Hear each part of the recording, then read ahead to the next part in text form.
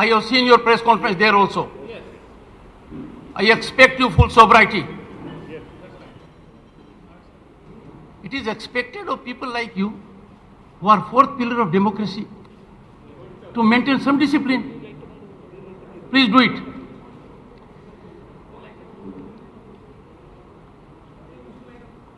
Honorable Chief Minister Mamata Banerjee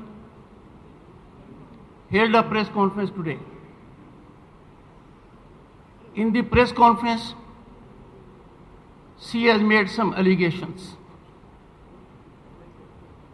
of very severe nature in public domain. She has indicated that the governor of West Bengal was charge sheeted. She has further indicated that governor of West Bengal in Hawala chain case has taken a stay. These are most unfortunate. The press conference is on two counts. One, I never expected a leader of her stature, leader of her standing, to create sensation, engage in misinformation, engage in misrepresentation. Secondly, I never expected media to be in so silence mode. The entire world knows. It is in public domain. No one has been convicted in Hawala case. You know who are the people charge sheeted. You know their names.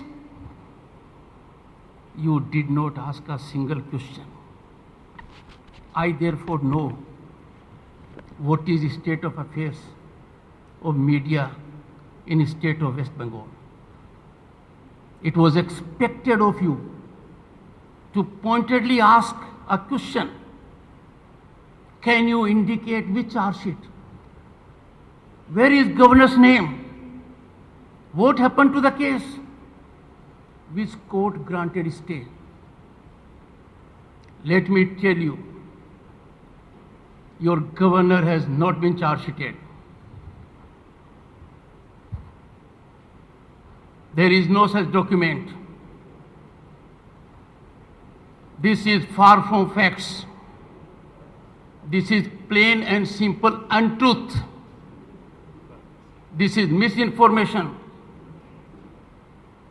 I did not expect this from a seasoned politician. I have taken no stay from any court in Hawala charge sheet because there was none. And you people did not ask a single question. ये जो नूरा कुश्ती है ना press conference की, कि वो जवाब देंगी और आप वो प्रश्न पूछ लेंगे, बंद कीजिए। बंगाल के 9 करोड़ लोगों का ध्यान रखिए। नूरा कुश्ती जानते हो ना आप क्या होती है? मिली भगत की कुश्ती, बंद कीजिए। ये घटना चालू क्यों हुई ये बताता हूं। मैं नॉर्थ बंगाल से आया, आते ही मुझे वो एड्रेस का ड्राफ्ट मिला जो 2 जुलाई को 2 बजे मुझे विधानसभा में पढ़ना है। उस एड्रेस का मैंने अध्ययन किया और अध्ययन करने के पश्चात मुझे लगा कि इसमें कुछ बातें ऐसी कही गई हैं जो सामान्य आदमी के गले नहीं उतर सकती। ऐसी परिस्थिति में संवैधानिक कर्तव्य निभाते हुए मैंने माननीय मुख्यमंत्री को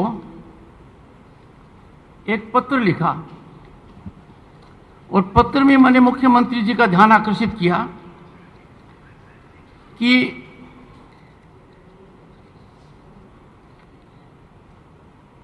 I have had the benefit of going through the draft address. As regards certain issues, therein I would appreciate deliberation with you at the earliest possible time of your convenience tomorrow, so that effective, wholesome, way forward stance can be taken regarding the matter. अब राज्यपाल होने के नाते मेरा काम है कि जो मेरे मन में शंका है वो मैं सरकार से शेयर करूं, सरकार से चर्चा करूं। एड्रेस को पढ़ने के बाद मैंने उनको एक चिट्ठी लिखी। इस चिट्ठी के कुछ मिनट बाद उनका टेलीफोन आया, जो प्रेस कॉन्फ्रेंस से 10 मिनट पहले था। उनका पूरा जोर था कि यह तो कैबिनेट ने अप्रूव किया, मैं क्या कर सकती हूं। मैंने कहा, देखिए, प्रजातांत्रिक व्यवस्था में अंडर आवर कॉन्स्टिट्यूशन स्कीम आप और मेरे बीच में डायलॉग होना चाहिए, आप और मेरे बीच में चर्चा होनी चाहिए, और चर्चा का नतीजा सार्थक निकलेगा, अच्छा निकलेगा। खैर, मेरा काफी कहने के पश्चात उन्होंने कहा, I will get back to you. पर जो मैंने इसमें लिखा है वो एक कारण है। दूसरी बात, मैं नॉर्थ बंगाल गया। नॉर्थ बंगाल जाने के पश्चात जो लोगों ने मुझे बताया, पब्लिक रिप्रेजेंटेटिव्स ने मुझे बताया, एनजीओज ने बताया, ऑर्गेनाइजेशंस ने बताया, तो एक ऐसी स्थिति का वर्णन किया जो कल्पना से बाहर थी। पहला, 2012 के पश्चात जो शुरुआत की गई थी, एक चुनाव हुआ 2017 तक, 2017 के बाद कोई चुनाव नहीं है। Imagine, in the entire GT area democracy has been stifled, democratic aspirations have been decimated, there are no elections। और जो और लोकल बॉडीज हो सकती थी उनके चुनाव तो लंबे समय तक नहीं हुए। GTA was reduced to a government department, और लोगों ने कहा it is Dane of corruption, Dane of inefficiency, Dane of nepotism. और सबने कहा, माननीय राज्यपाल जी, ऑडिट क्यों नहीं हुआ, इनका कोई हिसाब क्यों नहीं मांगता, हजारों करोड़ रुपए आ गए और जमीनी हकीकत है ही नहीं। इस करप्शन के खेल के ऊपर कब ढक्कन लगेगा। मैंने जीटीए को आदेश दिया, एडमिनिस्ट्रेटर हैं सुरेंद्र जी, उनसे जानकारी मांगी, जानकारी नहीं आई। अब प्रश्न है कि राज्यपाल का इसमें क्या दायित्व है। आप जीटीए एक्ट को देखिए, 2011, उसका सेक्शन 5510 क्या कहता है, the governor shall obtain a report on the functioning of the Gorkhaland territorial administration. मैंने वो रिपोर्ट मांगी उनसे कि 5 साल में कब कब रिपोर्ट दी, क्या रिपोर्ट दी, जानकारी नहीं दे रहे। और यहां कहा गया है जो फंड होगा उसका ऑडिट होगा और ऑडिट सीएजी करेगा। There is statutory provision to this effect. जब ऐसी करप्शन की डेन को बस्ट करना है, बेनिफिशियरीज को एक्सपोज करना है, जनता के पैसे पर जिन्होंने गलत तरीके से डकैती डाली है, law must take its own course. ये बात मैंने कही। there shall be audit by CAG, क्योंकि पश्चिम बंगाल की लेजिस्लेचर का ये मंतव्य है, एक्ट के अंदर ये प्रावधान किया हुआ है, इसलिए ये स्थिति उठी। अब जब ये बातें आगे गई तो मुझे एक बात याद आ गई कि रिएक्शन क्यों किया उन्होंने। She is a very season politician, I have very high regard for her. तो मेरे सामने 2001 की एक इंटरव्यू आई अजीत पांजा जी की। उस इंटरव्यू में अजीत पांजा जी ने एक बहुत महत्वपूर्ण रिफ्लेक्शन किया, और अजीत पांजा जी का यह कहना था कि वो नी जर्क रिएक्शन देती है, वो विम्जिकल है, ये उन्होंने कहा। मैं अजीत पांजा जी का नाम क्यों ले रहा हूं? अजीत पांजा जी वो चार्ज शीटेड इन हवाला,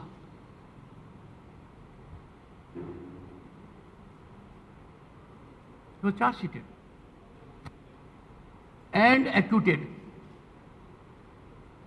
Everyone in the Hawala case who was charge sheeted has been acquitted. Don't get me wrong. But he was charge sheeted. Your governor was not charge sheeted. Never charge sheeted. मैं देश के बहुत बड़े दिमागों में, बहुत बड़ी शख्सियत में मैं यशवंत सिन्हा जी को मानता हूं। I have very high regard for Yashwant ji. He is an elderly statesman. I had the privilege to be with him in Parliament in '89. I was a minister. He was a senior parliamentarian. He became India's finance minister. He became India's external affairs minister. A very celebrated figure. ममता जी को उनसे चर्चा करनी चाहिए, क्योंकि यशवंत जी भी हवाला case में chargesheet हुए थे, और जब यशवंत जी का एक्विटल हुआ मुझे बड़ी खुशी हुई।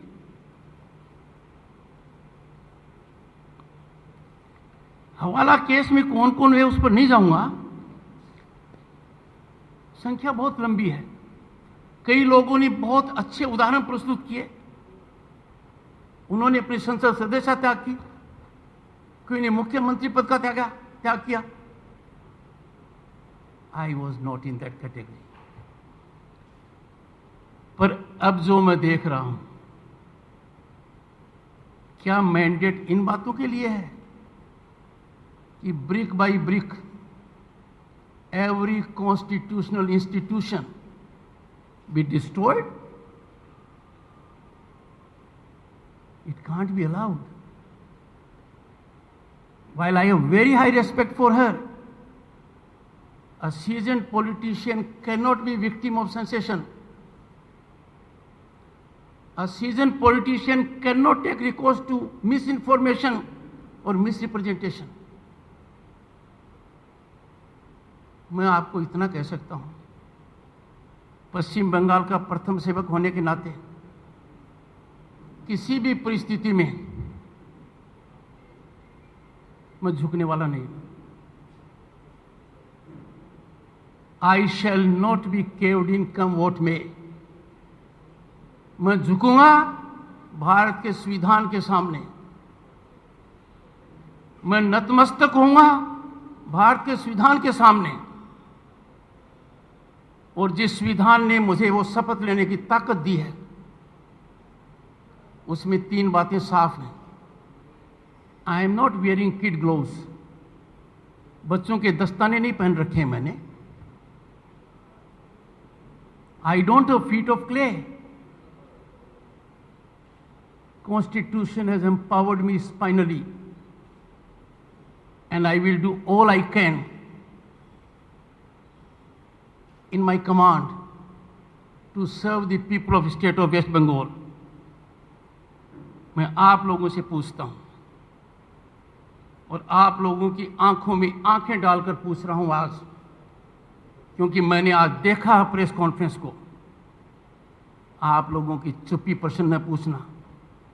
2000 करोड़ पेंडेमिक परचेज स्कैम की जांच मुख्यमंत्री ने शुरू की। अलप्पन बंडोपाध्याय की अध्यक्षता में की।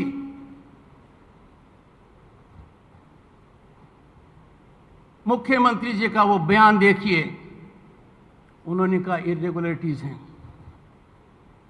आप ये दिन पता लगाएंगे लाखों के ऑर्डर किन किन को दिए गए। पर मुझे ये बताइए, उस रिपोर्ट का क्या हुआ? रिपोर्ट मिली आपको? क्या आपने कभी मुख्यमंत्री से पूछा कि आपने जहां शुरुआत की थी बड़ा करप्शन आपको नजर आया था, क्या हुआ? नहीं पूछा। कभी पूछेंगे? पूछना चाहिए कि नहीं पूछना चाहिए? पेंडेमिक के समय अपने लोगों को रेवड़ियां बांटना, इस प्रकार का कार्य करना, फिर जांच बैठा देना, फिर जांच बैठाने के बाद दुनिया को यह पता नहीं लग जाए कि वो जांच की रिपोर्ट क्या है। आपके प्रथम सेवक ने उनको कई बार पत्र लिखा, कई बार आगाह किया, कई बार चेताया कि मेहरबानी कर वो रिपोर्ट दीजिए। अब तक नहीं मिली है। दूसरा, अंडाल एयरपोर्ट, कभी आप लोगों का ध्यान गया होगा कि सरकार ने कितना कर्जा दिया? बार बार कर्जा देते रहे, किस्तें आई कि नहीं आई परवाह नहीं है, स्टेक बढ़ाते गए। क्यों? मैंने कुछ प्रश्न पूछे। विभाग की वरिष्ठ अधिकारी वंदना यादव जी आई, तत्कालीन मुख्य सचिव अलप्पन बंडोपाध्याय भी आए। मैंने उनसे प्रश्न पूछा, जनता का पैसा आपने अंडाल को कितना दिया है? कितने करोड़ों का रुपया दिया है? और लोन पर जब आपने एक बार दे दिया तो क्या उस लोन की कभी किस्त आई? और किस्त न आने के बावजूद, ब्याज न मिलने के बावजूद आपने फर्दर लोन दे दिया। आप इक्विटी बढ़ाते रहे, कोई जवाब नहीं आया। पूरी दुनिया ने देखा है पोस्ट पोल वायलेंस का क्या तांडव नृत्य पश्चिम बंगाल में है। अकल्पनीय है। प्रजातांत्रिक व्यवस्था में इसका कोई स्थान नहीं हो सकता। प्रजातांत्रिक व्यवस्था में मतदान के उपयोग के ऊपर इतना बड़ा थोड़ा सत्तारूढ़ के दल के लोग शासन की सपोर्ट से कर दें, this is nothing but authoritarianism. सीमा को कभी नहीं लांगा है, उनके किसी मंत्री के समझ में नहीं लागा है। और मैं आपको आज कहता हूं, जब मैं पिछली बार विधानसभा गया था, आप लोगों ने क्या किया? There was blackout of governor address. Emergency के हालात कर दिए गए। इमरजेंसी में कम से कम कुछ लोगों ने हिम्मत दिखाई। स्टेट्समैन और इंडियन एक्सप्रेस ने पेज खाली रखा, आप लोगों ने एक शब्द नहीं कहा। आज मेरा मन कर रहा है, जनता का प्रथम सेवक होने के नाते मेरे पूरे दिल से आपसे बात करूं, प्लीज फॉर हेवन सेक जनता के और दुख मत बढ़ाइए। मैंने कई बार कहा है, आज फिर कह रहा हूं, आप दुनिया के इश्यू को देखिए। फोर्थ पिलर की वजह से कई देश हैं जो प्रजातंत्र व्यवस्था में सांस ले रहे हैं। आपकी चुप्पी महंगी पड़ रही है। आप इस बंधन से मुक्त होइए, यह मेरा आपसे विनम्र आग्रह है। I never imagined that when such a senior politician will generate sensation by crudest of misrepresentation, misinformation, which is in public domain, you shall observe silence. I never thought this can ever happen. This happened before my eyes today. मैं समझ सकता हूं उनकी बेचैनी क्या है, समझ सकता हूं उनकी परेशानी क्या है। उसको मैं सार्वजनिक नहीं करता हूं, भयानक है। If I ask a question, मैं कोई प्रोब नहीं कर रहा हूं।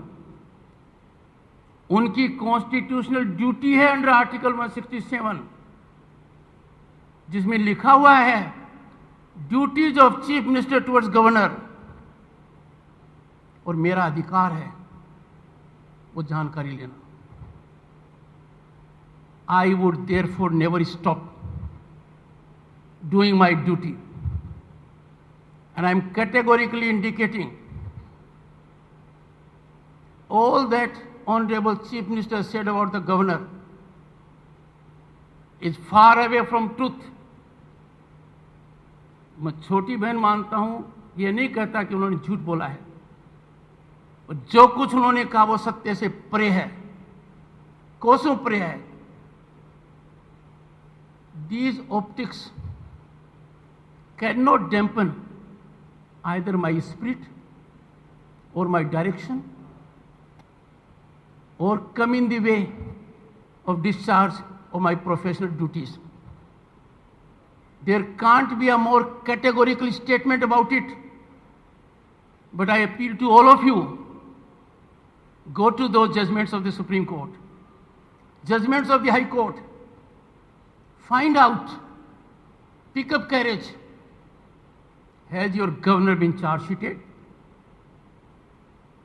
Find out, has he taken a stay against charge sheet in any court? Find out, has anyone been convicted? She can easily find out. Late Ajit Pandaji is not here, but there are wiser people here. She can get wisdom from them. I will take some questions only with respect to the press conference of the Honorable Chief Minister, and I will urge the person, he or she must think twice before asking the question, because I will be speaking out of my heart on everything. So if a question is in a nature which will not pass the test of highest ethical standards, I would still react to that. आइए,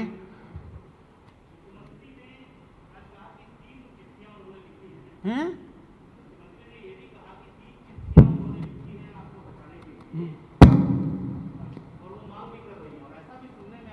resolution भी हो सकता है, लाया जा सकता है।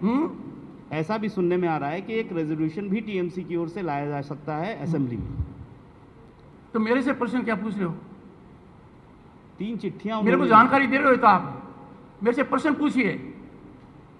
मैंने कहा ना आपको, आप मुझसे प्रश्न पूछिए, मेरे से क्या प्रश्न पूछ रहे हैं? दूसरा सवाल है, नहीं, पहले पहला प्रश्न आपने पूछा है। हाँ, मेरे से क्या चाहते हैं? आपकी प्रतिक्रिया है, किस चीज की प्रतिक्रिया? उनसे पूछिए कि मैडम आपने चिट्ठी लिखी, कब कब लिखी, किसको लिखी, कितनी बार लिखी, कोई जवाब आया क्या? ये मैं कैसे दे सकता हूं? दूसरा कमाल। और ये प्रश्न आपने पूछा नहीं आज, मुझे आश्चर्य है। मैं समझ रहा था कि सबसे पहले मैडम चीफ मिनिस्टर से कोई प्रश्न पूछेगा। मैडम पहली बार आपने चिट्ठी कब लिखी? तो वो जवाब देती, क्योंकि अखबारों में आ चुका है कि 18 अक्टूबर 2019 को लिखी। 18 अक्टूबर 2019 को आपके राज्यपाल को तो कुछ महीने हुए थे। 30 जुलाई से 18 अक्टूबर देख लीजिए, पहले चिट्ठी लिखी थी।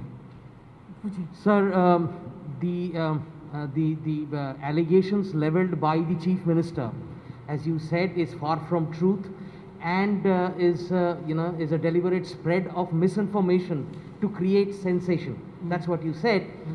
Will you take any further steps vis-a-vis this? Besides obviously talking to the press, would you be would you be taking any kind of legal action for this? आज तक भारतीय संस्कृति में छोटी बहन के खिलाफ किसी ने एक्शन नहीं लिया। मैं इस रास्ते नहीं जाता। मुझे दुख है, मेरे को पीड़ा है। ममता जी बहुत सीजन पत्रकार हैं, आप सीजन पत्रकार हैं। ममता जी बहुत मैच्योर लीडर हैं, ममता जी सीनियर लीडर हैं। ऐसा उन्होंने क्यों किया? मैं जानता हूं आप लोग इस चीज को कितना उपयोग करोगे। There is not an iota. It is just like telling someone Jagdeep Dhankhar accompanied Neil Armstrong to moon, और आप मान जाओगे? आप लोगों ने कभी सोचा है क्या कि इस राज्यपाल के ऊपर कितने घाव किए हैं? मैं सैनिक स्कूल चित्तौड़ का विद्यार्थी हूं। सामने चित्तौड़ का फोर्ट था। राणा सांगा बहुत प्रसिद्ध योद्धा रहे हैं। उनका 50% शरीर लड़ाई में हाथ हुआ है। मैं उतना तो नहीं कर सकता, पर मेरे पर जो आक्रमण हुए हैं, क्या कुछ नहीं कहा गया राज्यपाल के बारे में? मर्यादित मानते हो, सीमित मानते हो? हर इंस्टीट्यूशन की बर्बादी की शुरुआत क्या पश्चिम बंगाल से होनी है? मुख्यमंत्री की शपथ क्या है? कॉन्स्टिट्यूशन के हिसाब से काम करेगी, कानून के अनुरूप करेगी। और मेरी शपथ क्या है? Protect, preserve and defend constitution. I shall not countenance nor I would overlook brick by brick destruction of constitutional institutions. This can't be allowed. It is part of my duty. Every institution under the Constitution is sacred and provides for checks and balances. ये orchestrated कर institution पर attack कर कुछ हासिल नहीं होने वाला है। Nothing shall be put under the carpet. Transparency and accountability shall not be allowed to be casualty and they shall be enforced. Sir, this is not the first. One second, sir. Slight gender balancing. Take a mic. Take a mic.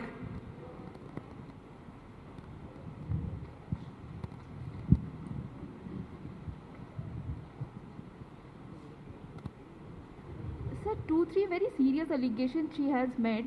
One is, of course, this charge sheet thing that she mentioned. You clarified also. This 2 and 3. She also, said that you are trying to fuel some sort of unrest in North Bengal.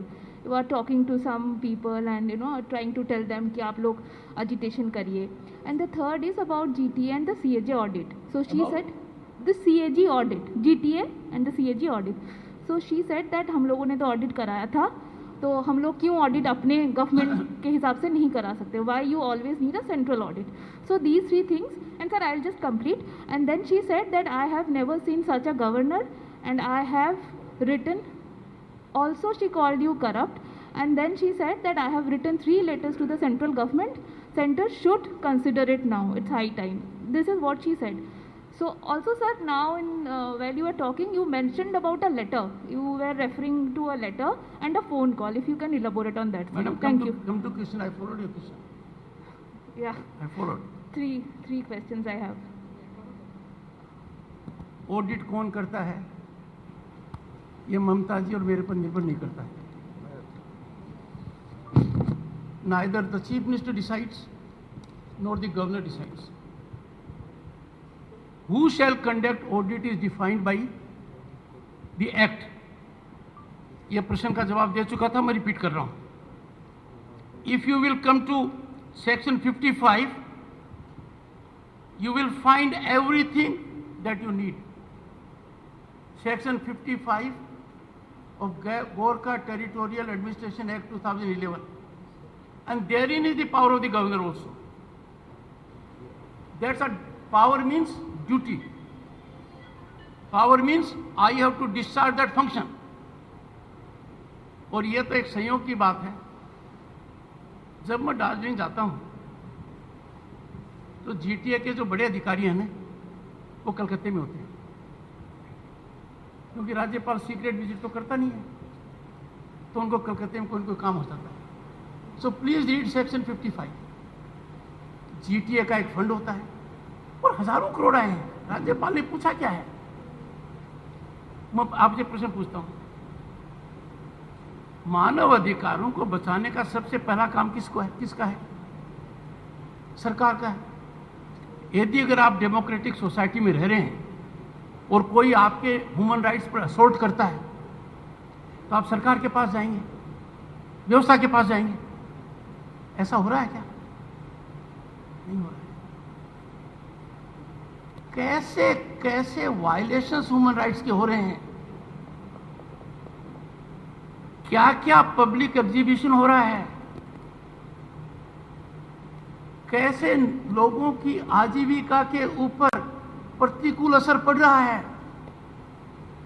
कैसे लोगों के political behaviour को रेप्रेसिव तरीके से control किया जा रहा है. भारत के संविधान निर्माताओं ने इस प्रकार के राज की कल्पना नहीं की थी. They never imagined it. If you, I don't want to read the entire, the moment you will read it, you will get all answers in section 55. और राज्य सरकार के जो बाकी ऑडिट है ना, वो भी सीएजी करती है. ये मैं आपको बता दूं, ये एक जानकारी है. सीएजी के जो ऑडिटर जनरल्स यहाँ पर हैं, वो ही राज्य सरकार का ऑडिट करते हैं, और वो ऑडिट करके रिपोर्ट देते हैं, और वो रिपोर्ट देते हैं राज्यपाल को, और राज्यपाल का कॉन्स्टिट्यूशनल ऑब्लिगेशन है उस रिपोर्ट को विधानसभा के अंदर प्रस्तुत कराए. जो पीछे की रिपोर्ट प्रस्तुत नहीं हुई थी, माननीय अमित मित्रा जी से बात कीजिए, मैंने उनको बड़ा परसुएड कर कुछ तो करा दिए, कुछ बाकी, उन पर फिर चर्चा होती है.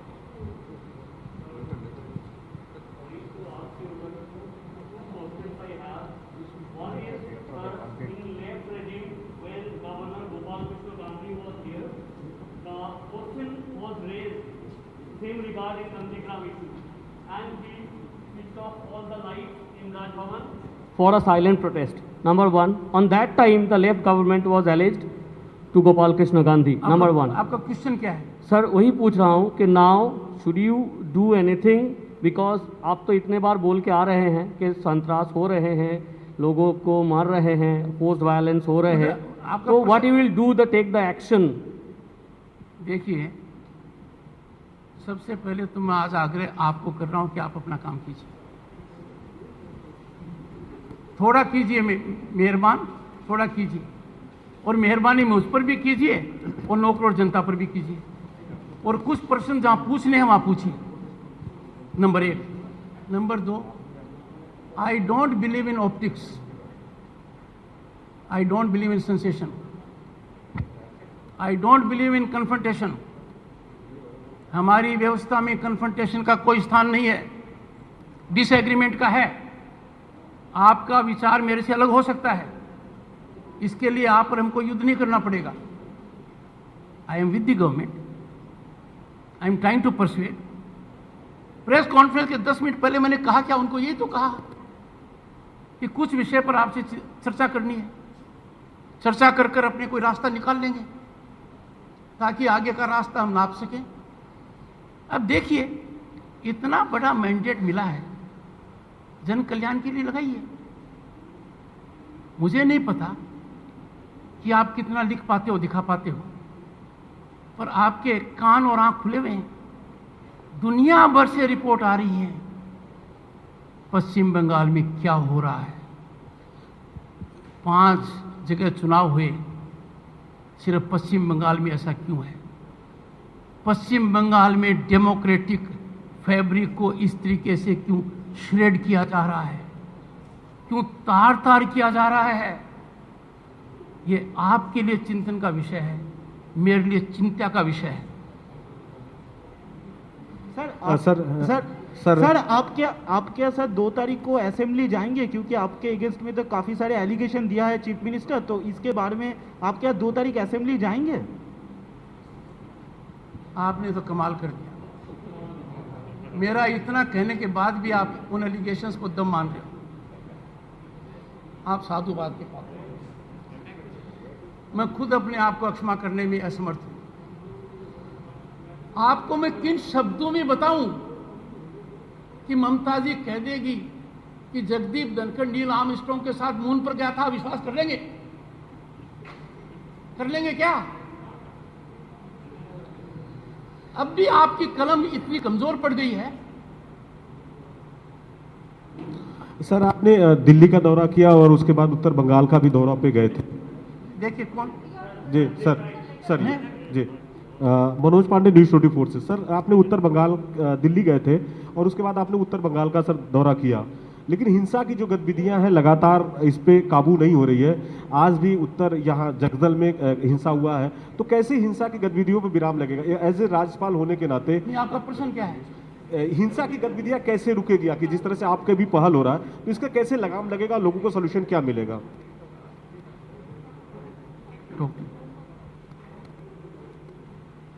पहले तो मुझे बताइए,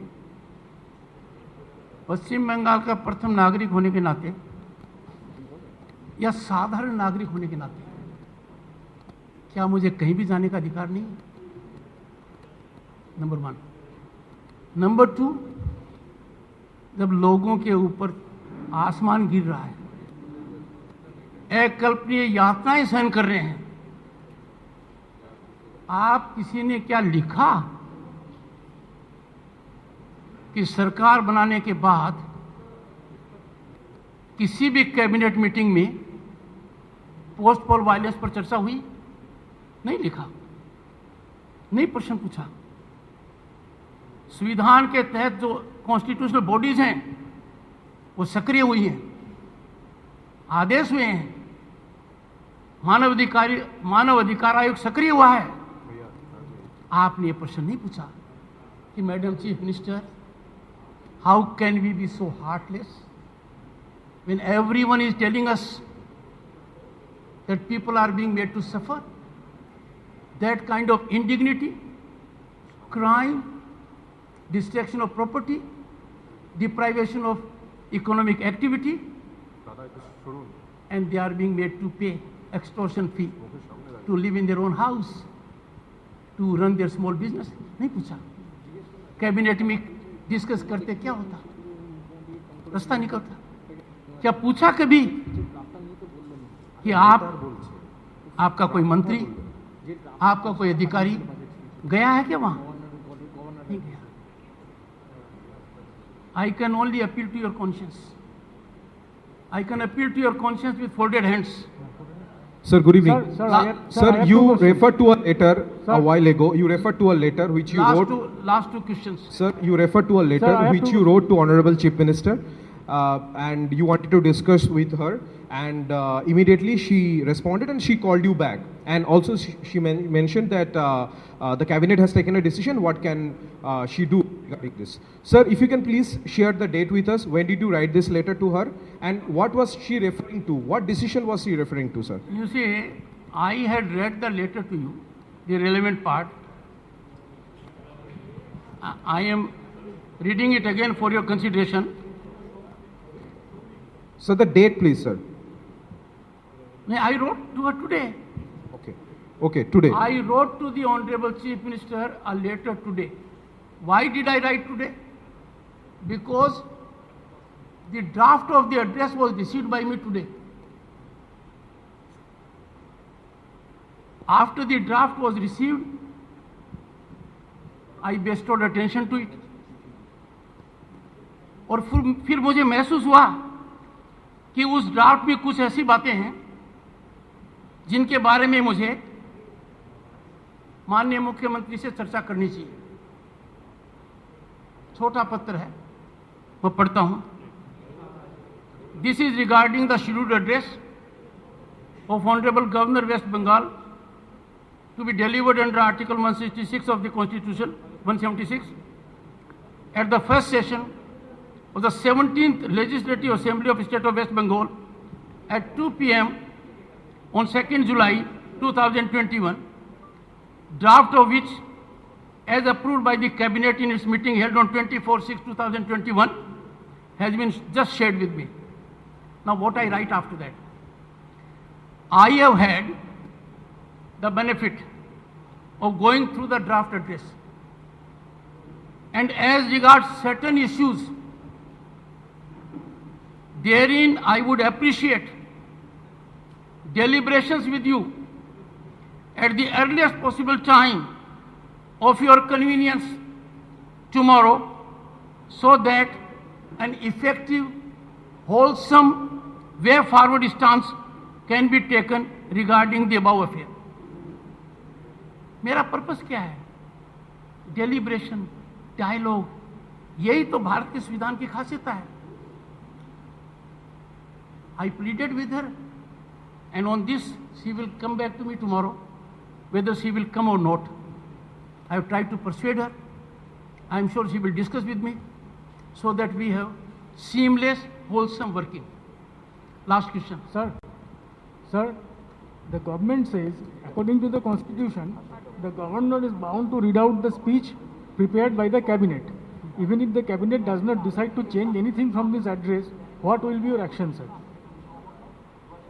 आप इस बात को सब्सक्राइब करते हैं? No, this is the position of the government. मुझे कॉन्स्टिट्यूशन का कोई प्रोविजन बताएंगे? मुझे विधानसभा का कोई नियम बताएंगे?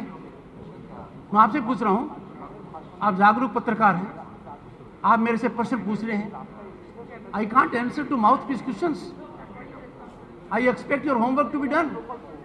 आप मुझे बताइए कि भारतीय संविधान के इस अनुच्छेद के तहत मुझे यह करना है. I will do it. अगली बार जब भी प्रश्न पूछे, पता लगा लीजिए. I will answer to that. यदि अगर एड्रेस में कुछ भी लिख दिया गया, listen to me, you ask the question.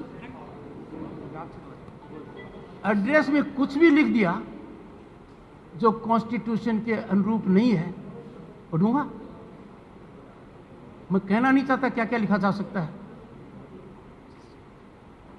Every address has to conform to constitutional boundaries, constitutional parameters, constitutional prescriptions.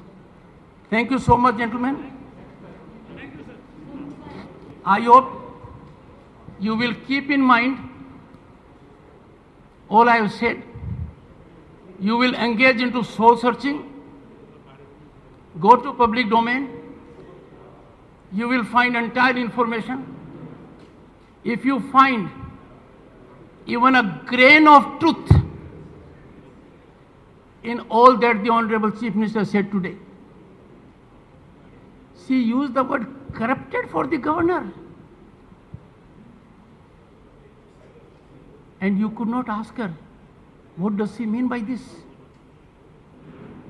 Thrice